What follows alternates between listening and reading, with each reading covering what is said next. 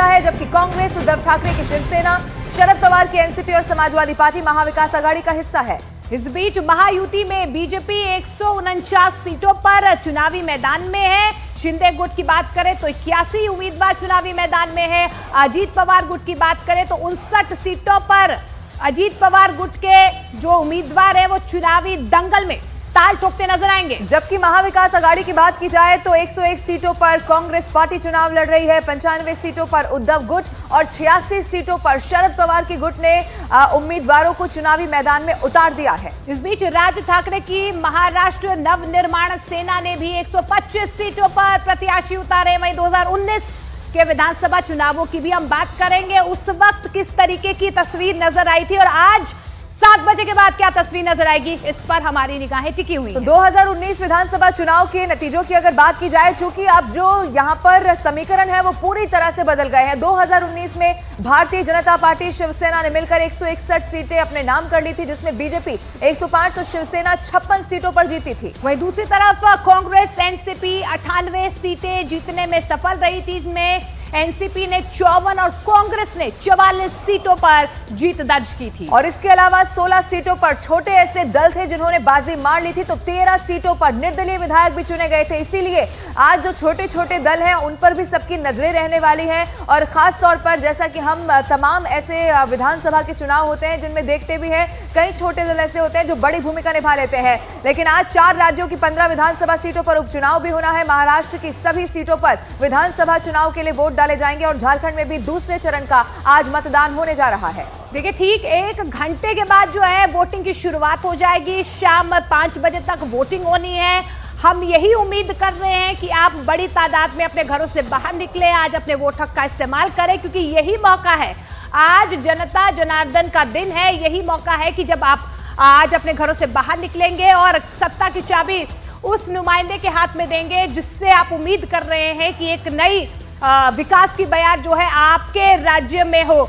लेकिन इस बीच देखिए, आज एक बहुत बड़ी तस्वीर हम झारखंड से भी आपको दिखाएंगे और महाराष्ट्र से भी दिखाने जा रहे हैं। लेकिन इस बीच हमारे तमाम सहयोगी भी ग्राउंड जीरो से हमारे साथ जुड़ रहे हैं। विवेक गुप्ता माहिम से हमारे साथ जुड़ रहे हैं, अमित पांडे नागपुर से हमारे साथ जुड़ रहे हैं, रवि सिंह ठाणे से हमारे साथ जुड़ रहे हैं, चंद्रमोहन देवघर से हमारे साथ जुड़ रहे हैं। और सबसे पहले मैं रुख महाराष्ट्र में विवेक गुप्ता आपका ही करना चाहूंगी। विवेक, इस बार के जो समीकरण है या महाराष्ट्र में जो चुनावी समर है बेहद बदला है, क्योंकि शिवसेना 2 फाड़ हो चुकी है, पवार गुट 2 फाड़ हो चुका है। लेकिन चुनावी समर के बीच 6 बज चुके हैं, 1 घंटे के बाद वोटिंग शुरू होनी है। क्या माहौल नजर आ रहा है? मोनिका, देखिए, पूरा समीकरण बदला हुआ था। 2019 में जो दोस्त थे वो अब 2024 में विपक्ष में यानी कि दुश्मन बन गए हैं, एक दूसरे के सामने खड़े हो गए हैं। देखिए, इस समय मैं मुंबई के माहिम सीट पे मौजूद हूँ और माहिम सीट ये सबसे ज़्यादा अहम है और सबसे ज़्यादा इंपॉर्टेंट भी है, क्योंकि सबकी नजरें होंगी माहिम सीट पे, क्योंकि एमएनएस चीफ राज ठाकरे के बेटे अमित ठाकरे अपना डेब्यू कर रहे हैं, पहली बार चुनाव लड़ रहे हैं। यानी कि राज ठाकरे ने पूरी ताकत झोंक दी अपने बेटे को जिताने के लिए। वहीं दूसरी तरफ उद्धव गुट की तरफ से महेश सावंत है, वो भी क्लेम कर रहे हैं कि वो यहाँ सीट से जीत रहे हैं, तो इस सीट को काफ़ी ज़्यादा अहम है। इसी तरीके की मुंबई में कई ऐसी सीटें हैं जहां पर सभी नेताओं की जो है उन्होंने पूरा क्लेम करे वो जीते हैं। सबसे इंपॉर्टेंट सीट माहिम है, उसके बाद वर्ली सीट है जहां पर आदित्य ठाकरे और शिंदे गुट के मिलिंद देवड़ा जो विधानसभा चुनाव लड़ रहे हैं। मिलिंद देवड़ा पहली बार वर्ली से विधानसभा चुनाव लड़ रहे हैं।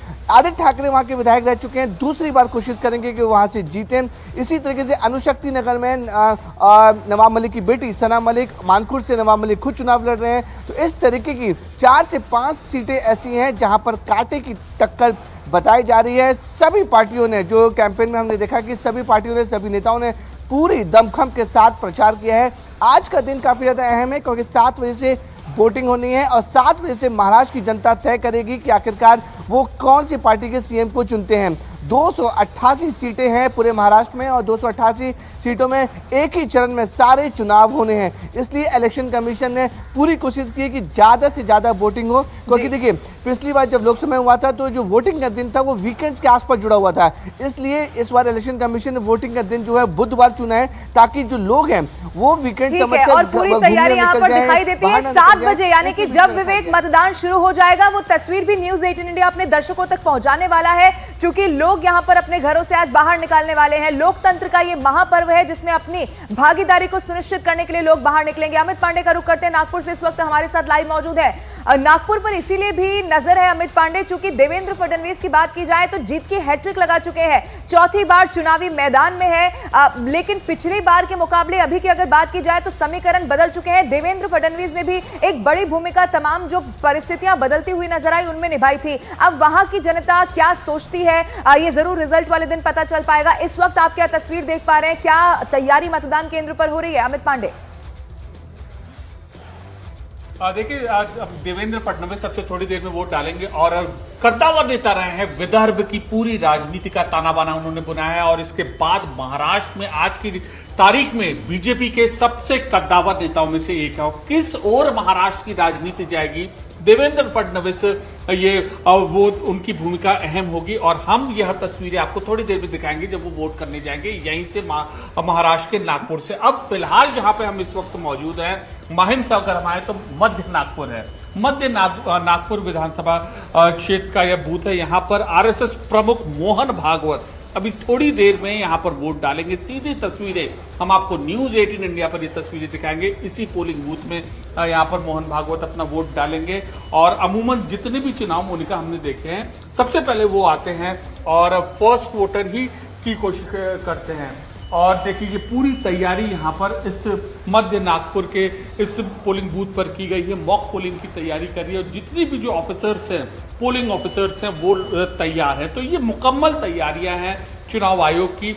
लेकिन विदर्भ का यह हॉट सीट है, यह हॉट रीजन है मध्य नागपुर और नागपुर केंद्र, और कई महत्वपूर्ण वीआईपी यहाँ पर अपना वोट डालेंगे। नितिन गडकरी, देवेंद्र फडणवीस, मोहन भागवत, अनिल देशमुख, ये सब इस नागपुर रीजन के हैं जी। बिल्कुल। और हमें देखिए वो तस्वीर भी हम दिखाने की कोशिश करेंगे जब तमाम जो बड़े बड़े चेहरे हैं वो आज अपने वोट हक का इस्तेमाल करेंगे। रवि सिंह ठाणे से हमारे साथ जुड़ रहे हैं। रवि, ठाणे की अगर हम बात करें तो शिवसेना का गढ़ ठाणे को माना जाता है, लेकिन इस बार एक तस्वीर अलग है क्योंकि शिवसेना दो फाड़ हो चुकी है। इस बीच ठाणे के लोग जो है या आसपास के जो लोग हैं, इस बार क्या कंफ्यूजन वोटर्स के मन में रही थी कि वोटिंग से पहले, क्योंकि शिवसेना अलग हो गई है, पवार गुट अलग हो गया है, क्या किसी तरीके की कंफ्यूजन नजर आई? और अभी फिलहाल क्या तस्वीर आपको वोटिंग से पहले नजर आ रही? रवि,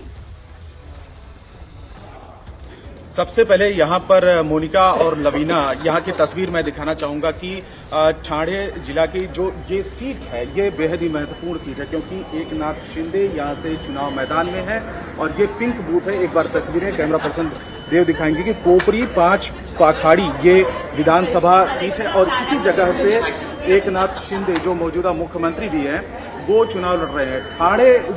ठाणे से अगर बात करें तो 4 बार से वो विधायक है। पहली बार 2004 में, इसके बाद लगातार चुनाव जीतते रहे हैं। 9, 2014, 19 जो इस विधानसभा सीट से एकनाथ शिंदे चुनाव लड़ते रहे हैं और जीतते रहे हैं और 24 में भी चुनावी मैदान में है। सबसे खास बात यह है कि उनके बेटे श्रीकांत शिंदे भी यहीं से लोकसभा पहुंचे हैं, सांसद है। और फिलहाल ये देखिए जो पोलिंग स्टेशन है, पोलिंग बूथ है, इसी जगह पर आज जो टीवी स्क्रीन पर तस्वीरों में देख रहे हैं, इसी जगह पर एकनाथ शिंदे लगभग 9 बजे के आसपास हमें जो जानकारी दी गई है अपने परिवार के साथ में वोटिंग के लिए पहुंचेंगे। फिलहाल उनका जो पुराना घर है यानी कि जो निजी घर है वो इस पोलिंग स्टेशन के थोड़ी ही दूर पर है, तो यहाँ पर पहुंचेंगे अपने परिवार के साथ। और फिलहाल लगातार उनके सामने एक बड़ी चुनौती है क्योंकि इस जगह से वो भले ही विधायक चुन के जाते हैं और यहाँ से चुनाव लड़ रहे हैं, लेकिन पूरे महाराष्ट्र में जीतने की एक बड़ी चुनौती होगी।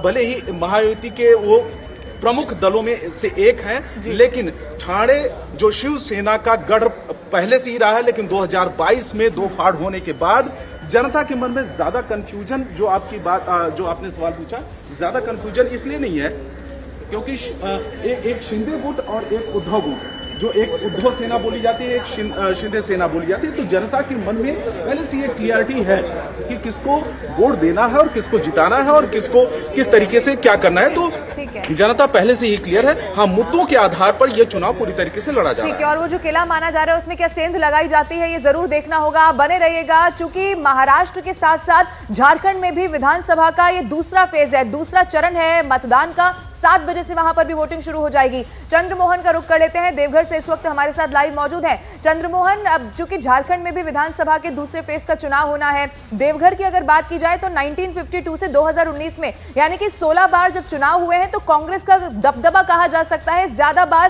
कांग्रेस को यहां पर जीत हासिल हुई है। इस बार क्या लगता है, वोटर्स के मन में क्या है? हालांकि जो रिजल्ट सामने आएंगे उसका जरूर इंतजार करना होगा, लेकिन वहां पर चुनावी माहौल आपको क्या दिखाई देता है और तैयारियां भी जरा दिखा दीजिए चंद्रमोहन। बिल्कुल, देखिए देवघर में हम मौजूद हैं और ये बीएड कॉलेज है जहां पर 6 बूथ बनाया गया है और 7 बजे यहां पर मतदान शुरू होगा। देवघर को संथाल परगना का बैरोमीटर माना जाता है कि यहाँ पर जिसका भी कब्जा हो गया, जो भी जीत गया वो संथाल परगना को जीत लिया। तो यहाँ पर 2014 और 2019 2 बार से बीजेपी के खाते में ये सीट जा रही है और फिर एक बार तीसरी बार हैट्रिक लगाने के लिए जो यहाँ से उम्मीदवार हैं बीजेपी के प्रत्याशी नारायण दास और आरजेडी के प्रत्याशी उनके सामने सुरेश पासवान खड़े हैं। सबसे दिलचस्प बात यह है कि आज जिन 38 विधानसभा सीट में वोट डाले जाएंगे उसमें हेमंत सोरेन, कल्पना सोरेन और मुख्यमंत्री हेमंत सोरेन के भाई बसंत सोरेन उम्मीदवार हैं। तो वहीं बीजेपी से प्रदेश अध्यक्ष बाबूलाल मरांडी और नेता प्रतिपक्ष अमर बावरी चुनाव मैदान में है। तो साफ तौर पर समझा जा सकता है कि आज जिन 38 विधानसभा सीटों पर वोट डाले जाएंगे वो काफी दिलचस्प माने जा रहे हैं और संथाल परगना एक ऐसा सीट है जहां पर दोनों पार्टियां, चाहे वो महागठबंधन हो या फिर एनडीए हो, अपनी अपनी जोर लगाई हुई है और 7 बजे से मतदान शुरू होगा। एक बार फिर से आपको ये तस्वीर दिखाने की कोशिश करेंगे कि ये बीएड कॉलेज है देवघर का और यहाँ पर 7 बजे से वोटिंग शुरू होगा। झारखंड के सभी सीटों पर 7 बजे से वोटिंग शुरू होगी और कई ऐसे सीट हैं जहां पर 4 बजे मतदान खत्म हो जाएगा।